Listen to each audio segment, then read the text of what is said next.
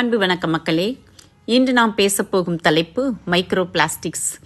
நாம் பார்க்க முடியாத ஒரு ஆபத்து, ஆனால் அது நம்ம உடம்புக்குள்ளேயே இருக்கிறது. அதுதான் மைக்ரோ பிளாஸ்டிக்ஸ். பிளாஸ்டிக் பைகள், பாட்டில்கள், டீ கப்புகள், துணித்து வைக்கும்போது வெளியேறும் நார் துணுக்குகள் இதெல்லாம் உடைந்து மைக்ரோ பிளாஸ்டிக்காக மாறுகிறது. இந்த மைக்ரோ பிளாஸ்டிக் தண்ணீரில், உணவில், காற்றில் கூட கலந்து நம்ம உடம்புக்குள் போகிறது. ஆய்வுகள் என்ன சொல்கிறது? இதனால் ஹார்மோன் பிரச்சனை, நோய் எதிர்ப்பு சக்தி குறைவு, குழந்தைகளின் வளர்ச்சியில் பாதிப்பு, எதிர்காலத்தில் பெரிய நோய்கள். அதிர்ச்சி என்ன தெரியுமா? நாம் குடிக்கும் தண்ணீரிலும் உப்பிலும் கூட மைக்ரோ பிளாஸ்டிக்ஸ் இருக்கிறது. தீர்வு என்ன?